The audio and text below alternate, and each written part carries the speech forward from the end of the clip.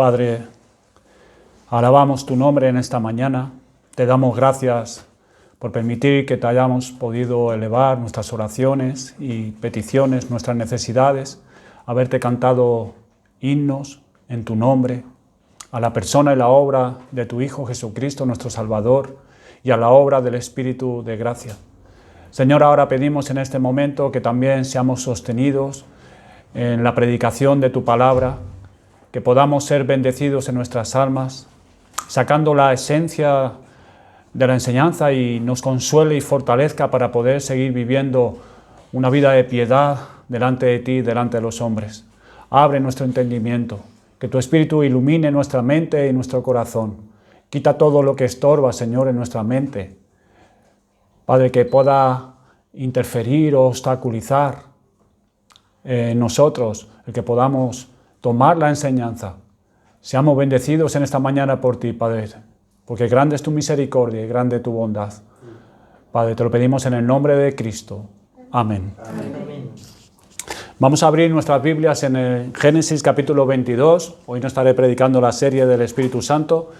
He visto oportuno darle un revés al estudio, tomar un descansito de un par de semanas y vamos a leer este capítulo 22, del versículo del 1 al 10, y espero que seamos bendecidos en esta mañana con su palabra. Hoy estaba meditando acerca de la palabra de Dios, de la Biblia. Muchos hombres dieron su vida por ella.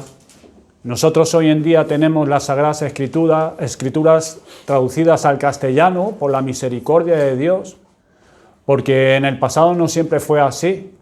Muchos hombres dieron sus vidas, perdieron sus vidas literalmente, fueron asesinados, porque ellos tuvieron el valor y el coraje de traducir la palabra que estaba en latín, el cual solamente era para unos, la Iglesia Católica Romana, y ellos no querían que el pueblo supiese la verdad.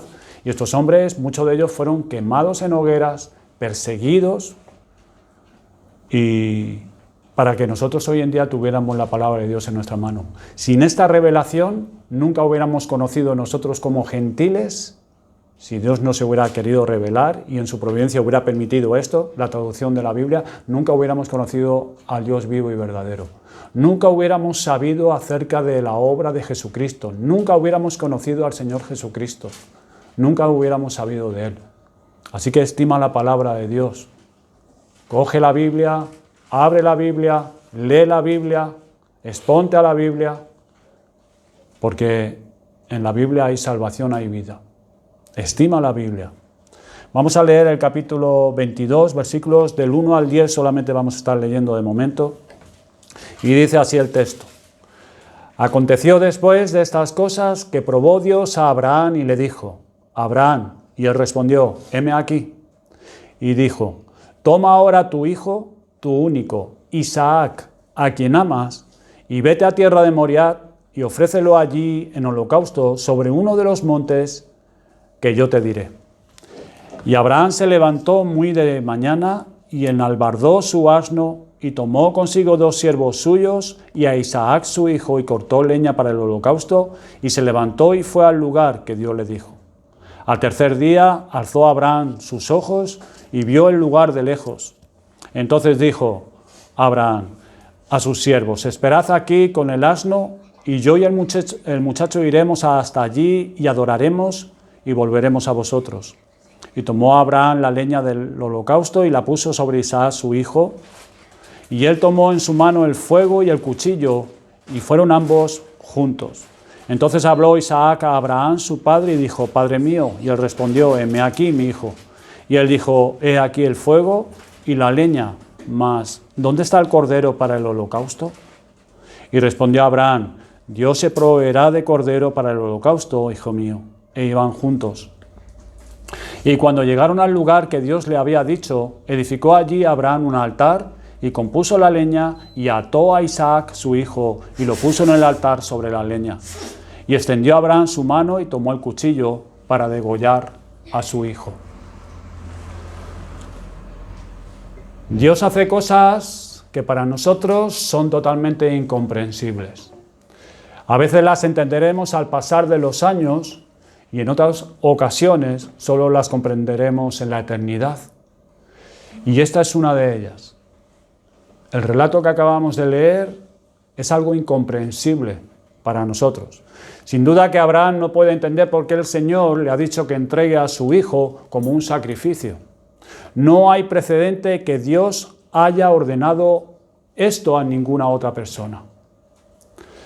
Es evidente que la orden dada por Dios a Abraham de ofrecer a su hijo en sacrificio suponía un conflicto entre la obediencia y la esperanza, porque en este caso la víctima era un ser humano, y esto era algo único por parte de Dios. Dios nunca había mandado esto a ningún otro hombre. Para nosotros es fácil encajar esto porque nosotros conocemos el principio y conocemos el final. En nuestra Biblia lo podemos leer cuando queramos.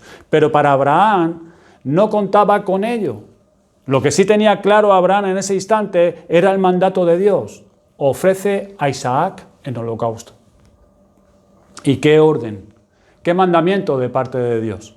Abraham había esperado hasta tener 100 años el nacimiento de este hijo que daba sentido y futuro a su vida.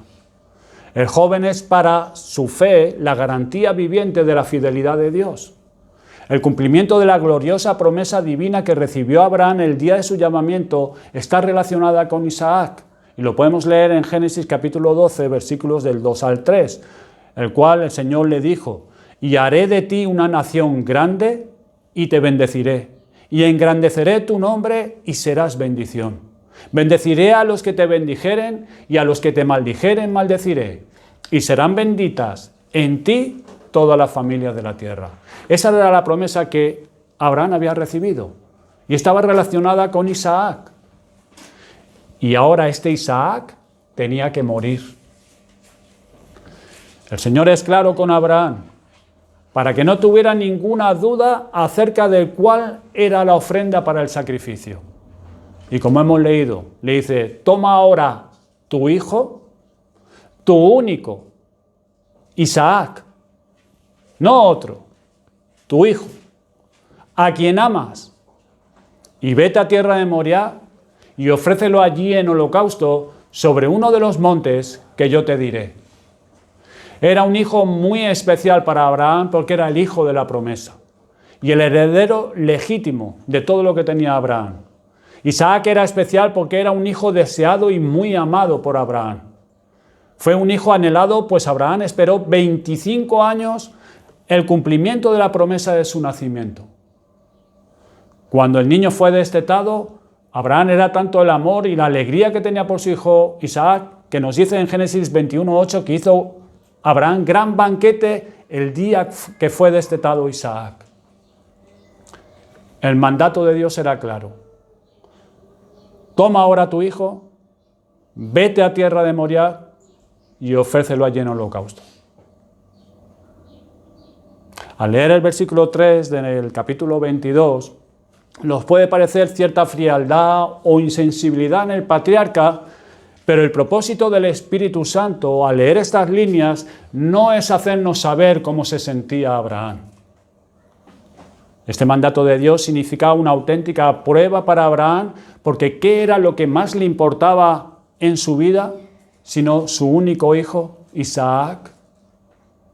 Sin embargo, notemos también la disponibilidad que tiene Abraham, versículo 1. Cuando el Señor le llama a Abraham, rápidamente: heme aquí. Él tenía disponibilidad, sabía cuál era su deber.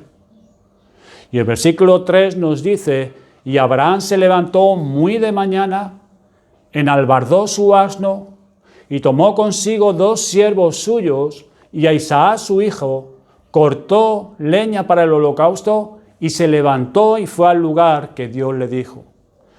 Es digno, hermanos, también de nuestra consideración de este versículo.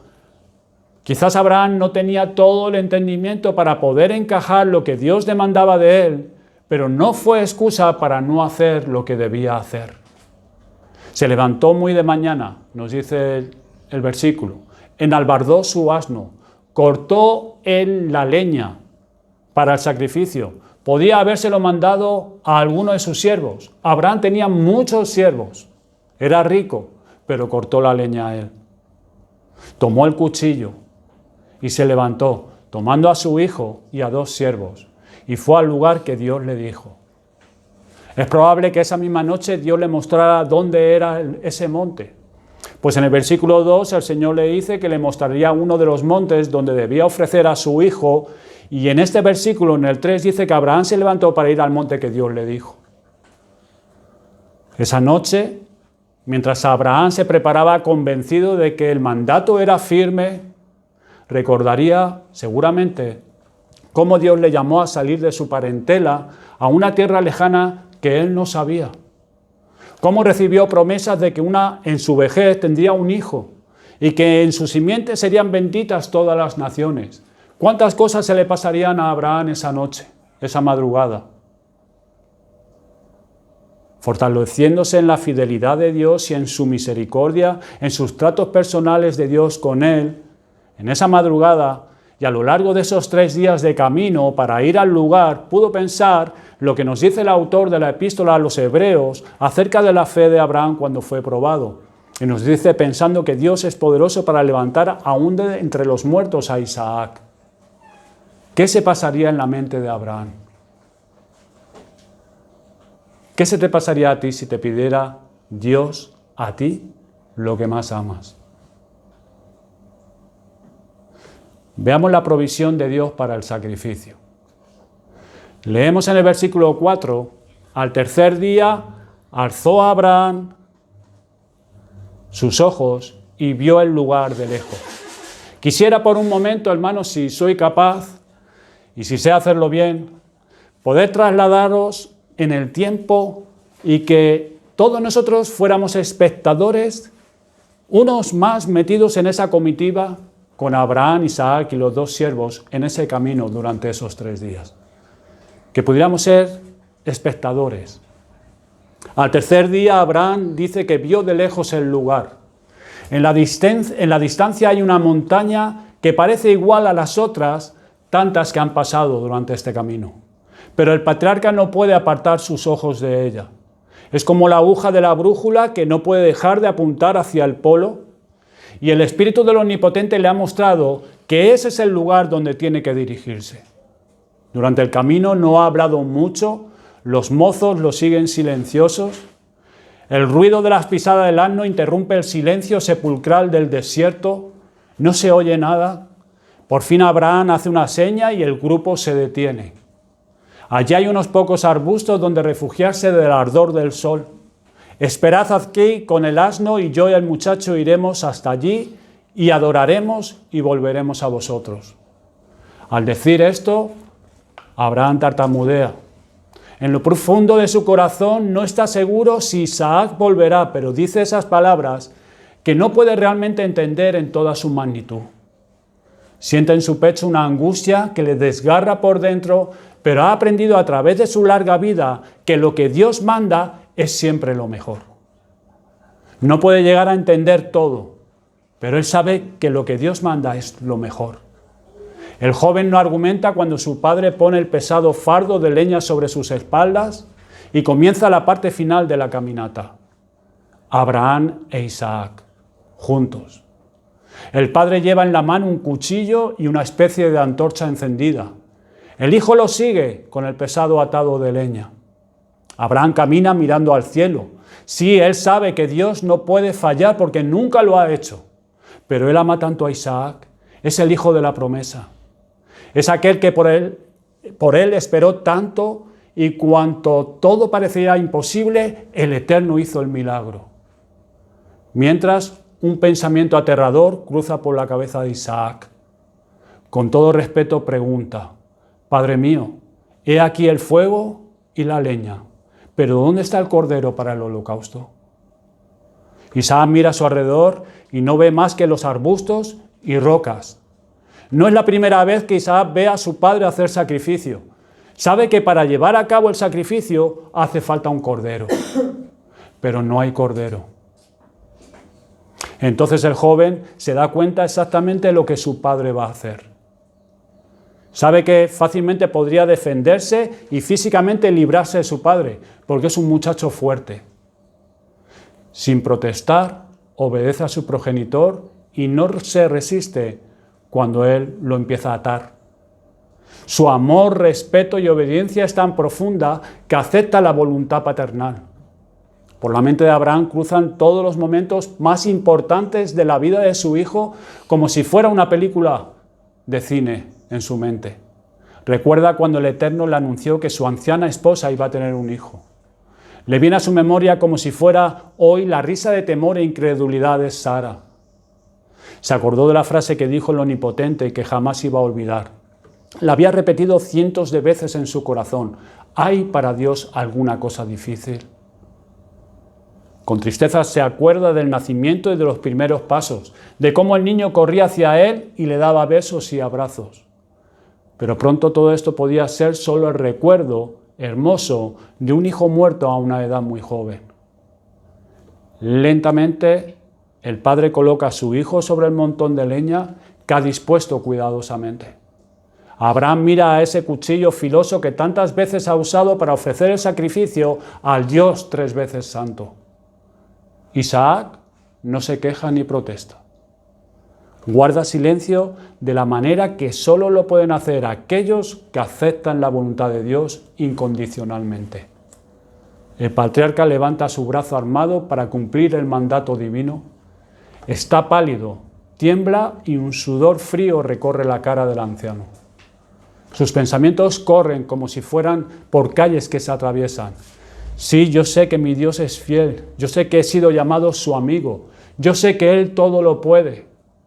Pero por un instante titubea y se pregunta, ¿y si Dios no hace el milagro? Se dice a sí mismo, mi Dios es misericordioso y omnipotente. Mientras tanto, Isaac ha cerrado sus ojos.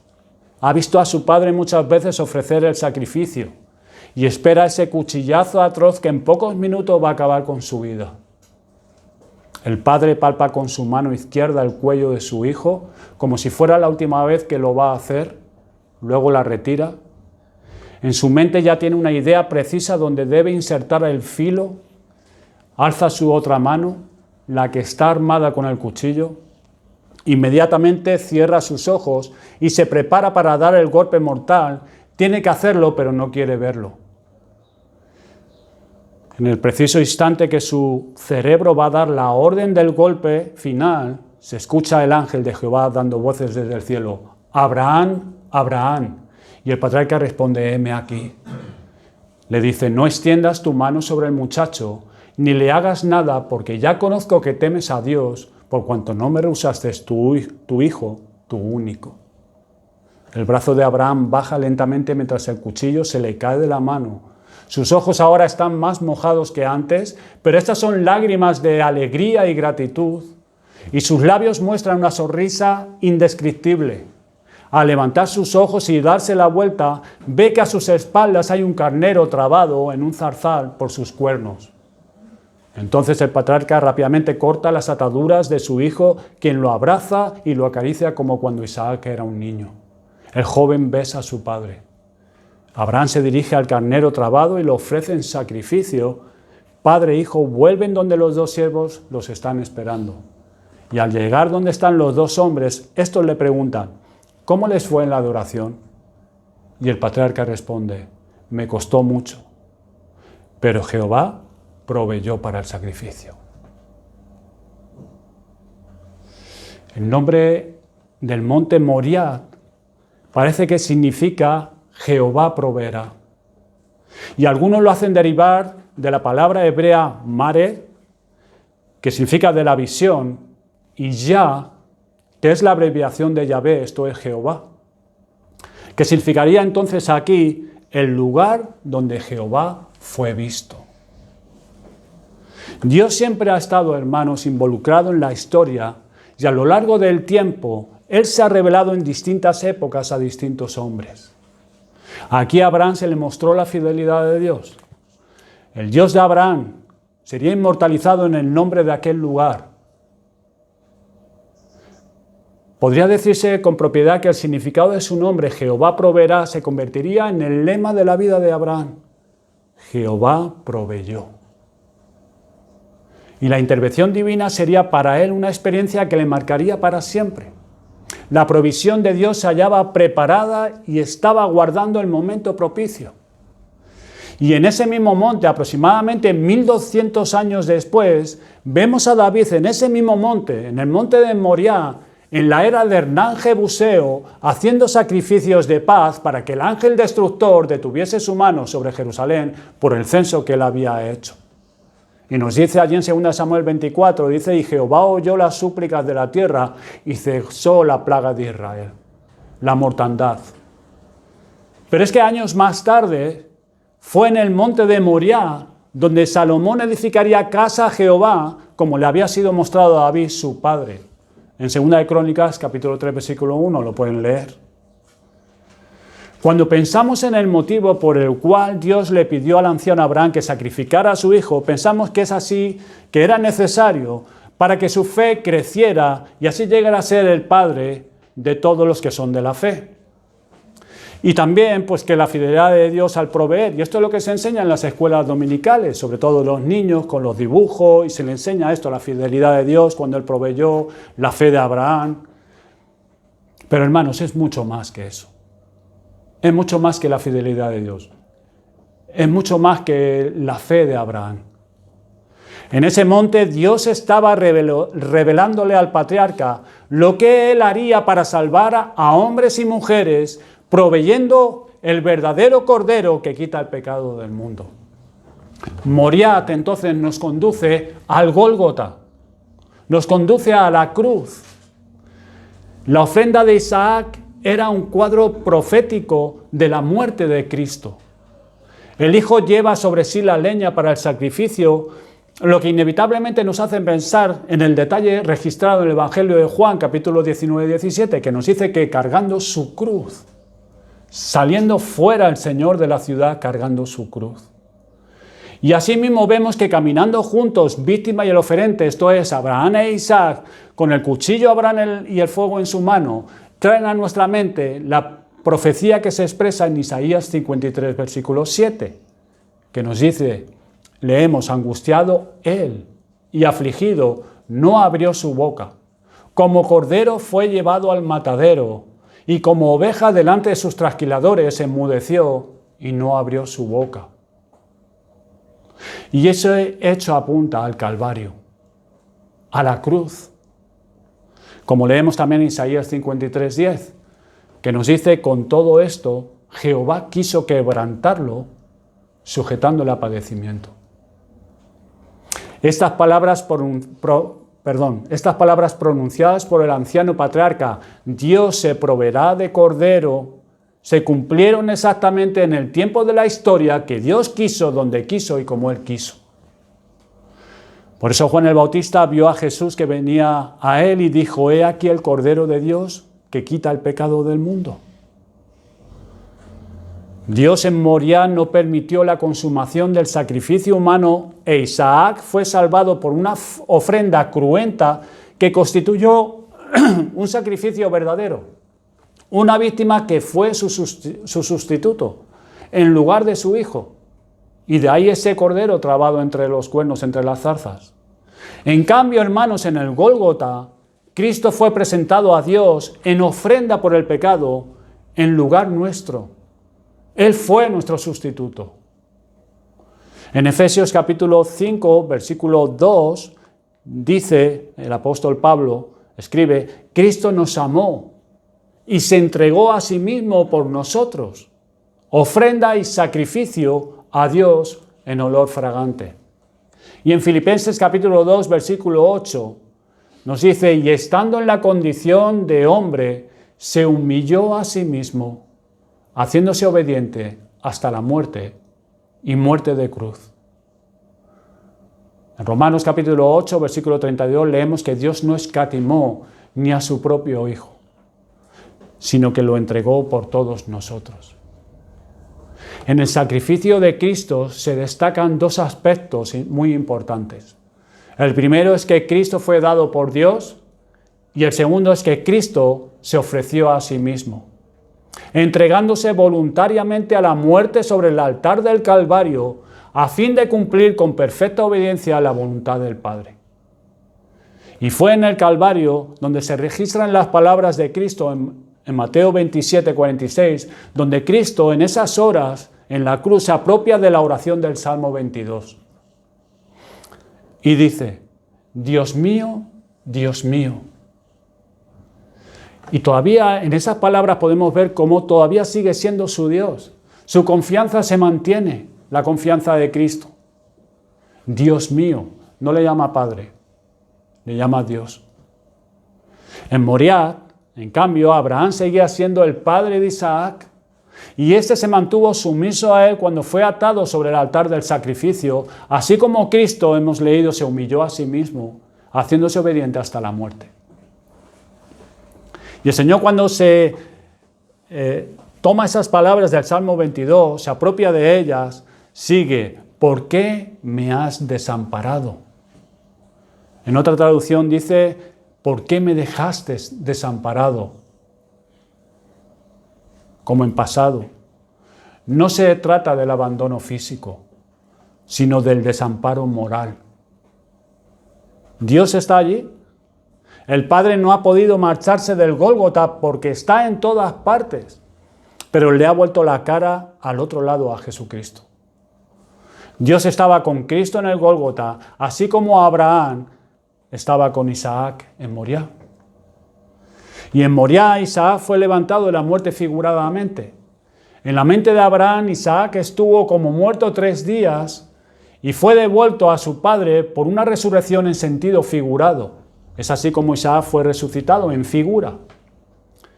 Jesucristo en la cruz del Calvario murió verdaderamente en nuestro lugar cuando se ofreció en sustitución del pecador, sufriendo el castigo de Dios por nosotros y siendo finalmente restituido al Padre mediante una auténtica resurrección al tercer día de la muerte.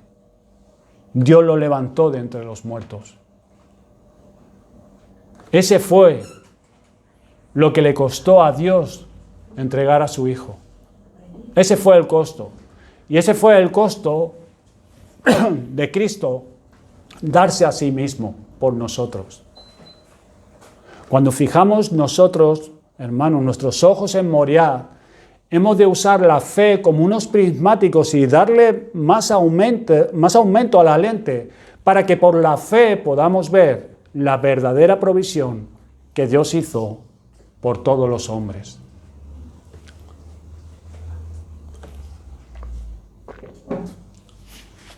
El Gólgota es el altar de Dios donde Cristo fue sacrificado.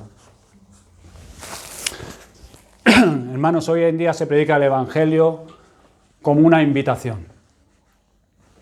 Ven a Cristo, Cristo te invita, ven a Él, haz tu decisión por Cristo. Pero este es un Evangelio muy defectuoso.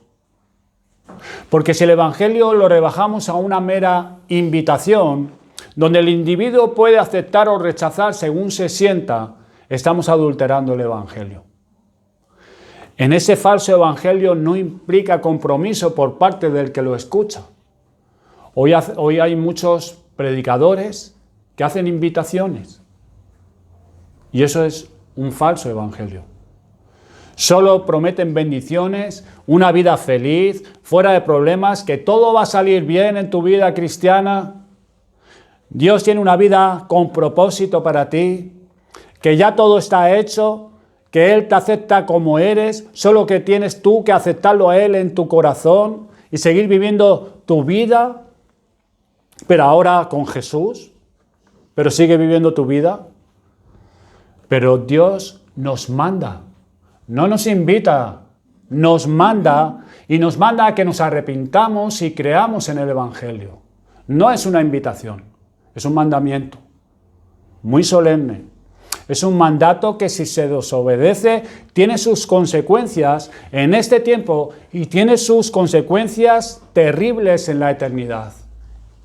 Muchas veces hemos escuchado que el Evangelio es gratuito, que no hemos de hacer nada, que nada nos cuesta. ¿Y estoy de acuerdo con esta declaración? Sí y no. La obra de la redención es solo por gracia y por la misericordiosa voluntad soberana de Dios.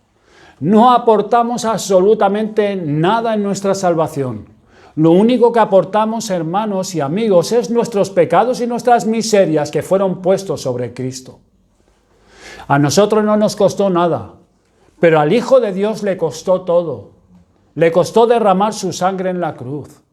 Le costó lágrimas, desprecio y burlas por parte de los hombres. Y al final el abandono de su Padre en la cruz. Pero ya como creyentes, y ahora es que no estoy de acuerdo con esa declaración, estoy sí y no, pero ya como creyentes, en el camino de nuestra santificación, hasta que seamos glorificados, nos costará todo. Todo. Cristo nos manda que entremos por la puerta estrecha y una vez dentro, andemos por el camino angosto.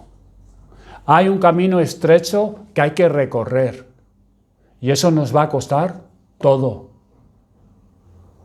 En nuestra santificación personal tendremos que luchar de tal manera con nuestro pecado que Cristo nos dice que si es preciso nos cortemos la mano y nos saquemos el ojo derecho. Dice en Mateo 5, 29, 30, por tanto, si tu ojo derecho te es ocasión de caer, sácalo y échalo de ti. Y si tu mano derecha te es ocasión de caer, córtala y échala de ti, pues mejor te es que se pierda uno de tus miembros y no que todo tu cuerpo sea echado al infierno. Habrá momentos terribles de lucha contra nuestras pasiones y nuestros deseos, pecados que creemos que ya están vencidos y como los Goliat se volverán a levantar otra vez contra nosotros. Y nos costará. Así como Dios le pidió a Abraham que sacrificara a su hijo, Dios te ordenará que sacrifiques a tus Isaacs. Aquello que tanto estimas, aquello que tanto valor tiene para ti. Pueden ser personas, pueden ser cosas, pueden ser pecados predilectos, pecados no mortificados. Y también puede ser que no sean necesariamente cosas pecaminosas, sino que puede ser algo lícito, pero Dios te dice que te deshagas de ello. ¿Y por qué?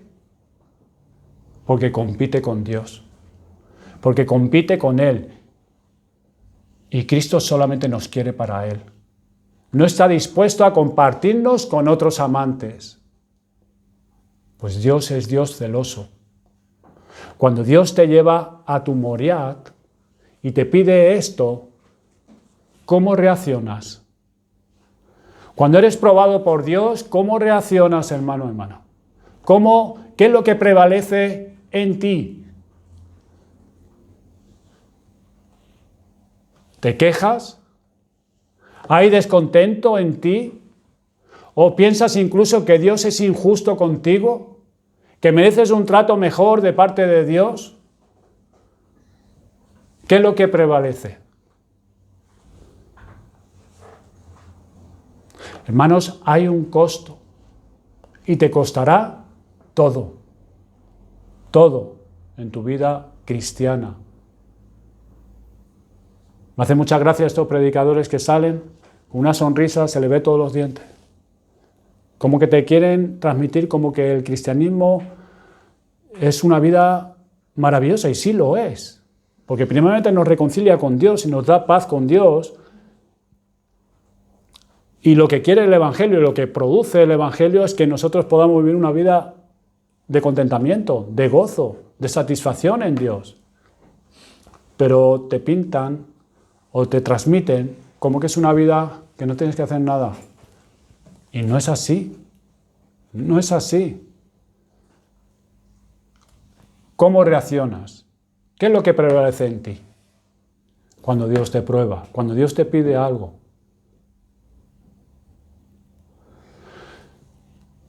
Nosotros estamos más centrados en nuestro bienestar físico, en nuestra felicidad.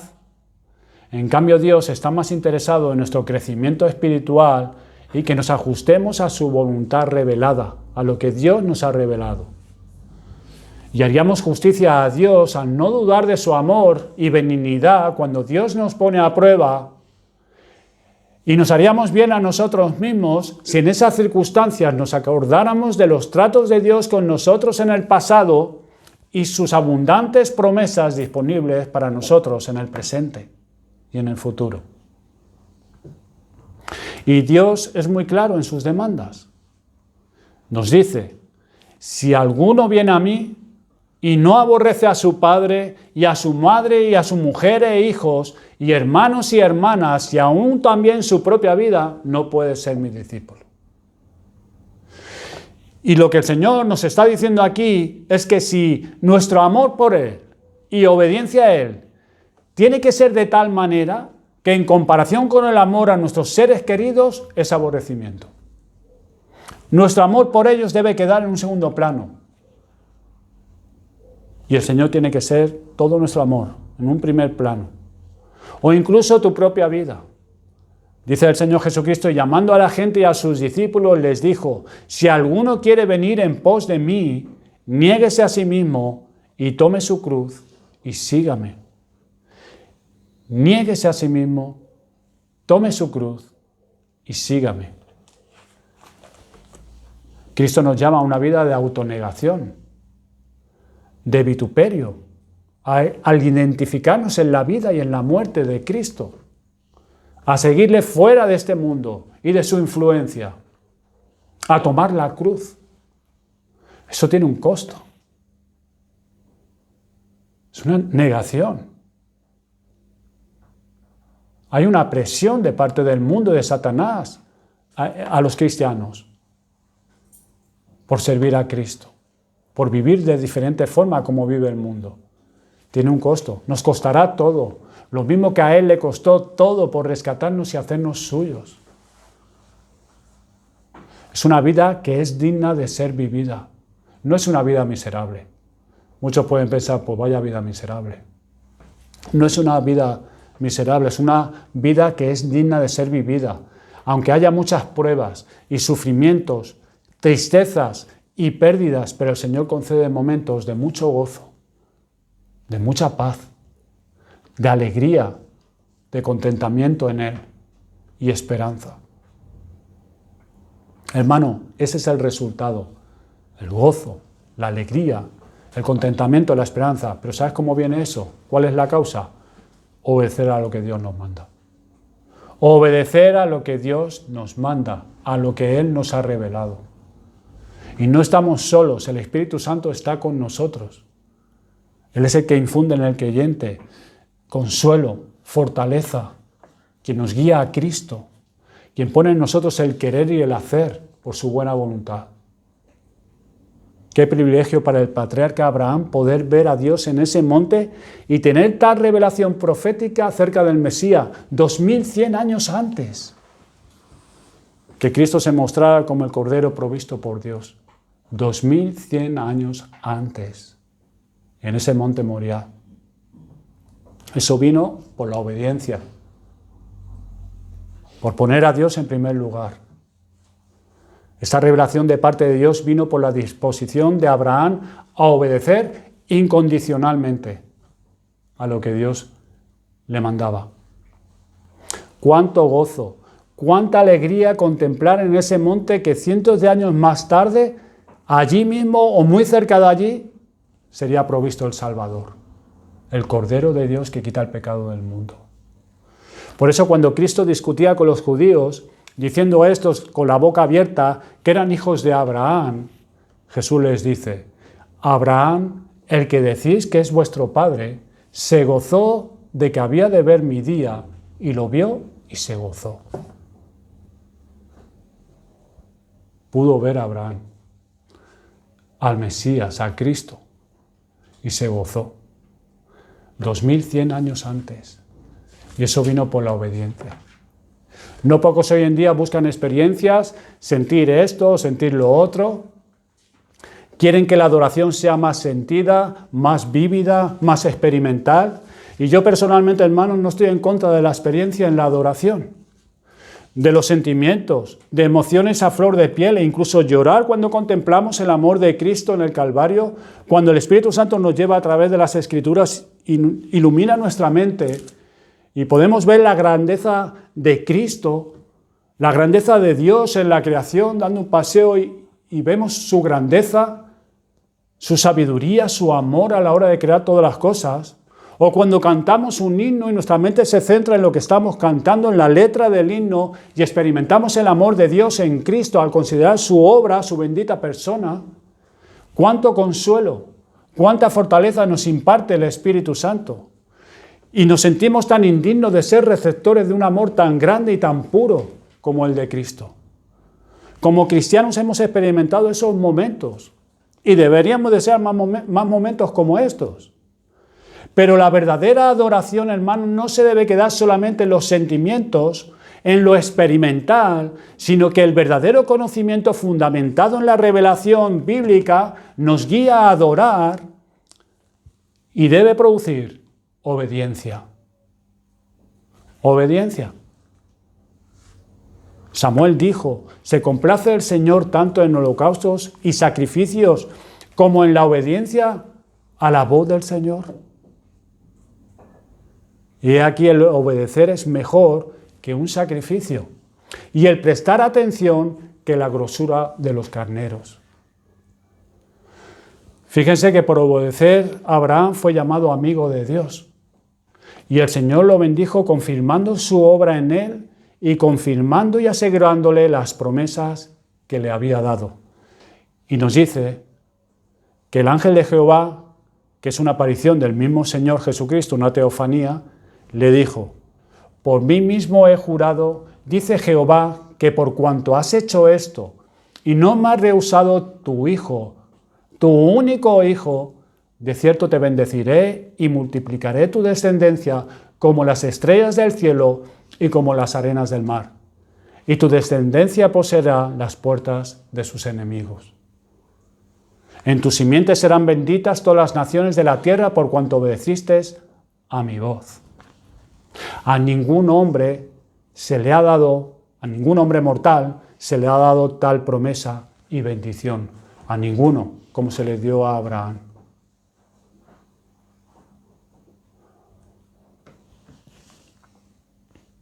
De igual manera, Cristo nos dice que al que tiene se le dará más, pero al que no tiene se le quitará hasta lo poco que tiene. ¿Cómo viene ese dar más de Cristo? Pues por medio de la obediencia nuestra, por medio de sujetar nuestra voluntad a la voluntad de Cristo. Es que Dios va a dar más.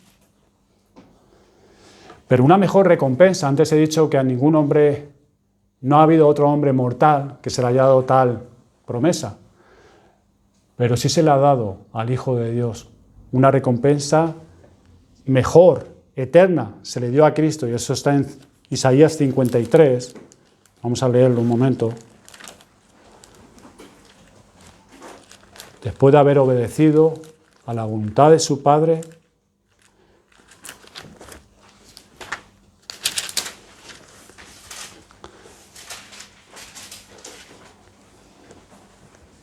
dice en el versículo 10, en la segunda parte del versículo, cuando haya puesto su vida en expiación por el pecado, verá linaje, vivirá por largos días y la voluntad de Jehová será en su mano prosperada. Verá el fruto de la aflicción de su alma y quedará satisfecho. Por su conocimiento justificará a mi siervo justo a muchos y llevará las iniquidades de ellos. Por tanto, yo le daré parte con los grandes y con los fuertes repartirá despojos, por cuanto derramó su vida hasta la muerte y fue contado con los pecadores, habiendo él llevado el pecado de muchos y orado por los transgresores. Esa fue la recompensa de Cristo. Un gran costo. Le costó todo. Pero esa fue la recompensa que Dios el Padre le dio por su obediencia. Así que, hermanos, contemplamos en Moriah el amor de Dios al tratar con Abraham y su fidelidad, al proveer para el sacrificio, permitiéndole ver como por un espejo lo que nosotros hoy vemos de una manera más perfecta. Y es en el Gólgota donde vemos la fidelidad de Dios, el Padre, al cumplir la promesa de proveer al Mesías que fue anunciado a nuestros primeros padres en el Edén y también testificado por los profetas.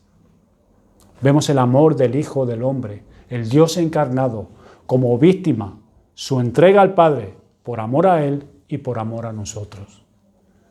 ¿Quieres saber de qué naturaleza está hecho el amor de Cristo? Ve al Gólgota y contempla al sumiso, obediente y humilde Salvador. Amigos, a este Cordero de Dios, a quien los hombres despreciaron y crucificaron en un madero, Dios lo resucitó de entre los muertos y lo ha exaltado para hacerle Señor y Cristo. Él es el juez de toda la tierra y es el que te ordena: mirad a mí y sed salvos todos los términos de la tierra, porque yo soy Dios y no hay más. Amigos, no hay otro Cordero, no hay otro Salvador, no hay otro Dios encarnado. Esta es la provisión para ti. No la rechaces. Vamos a orar.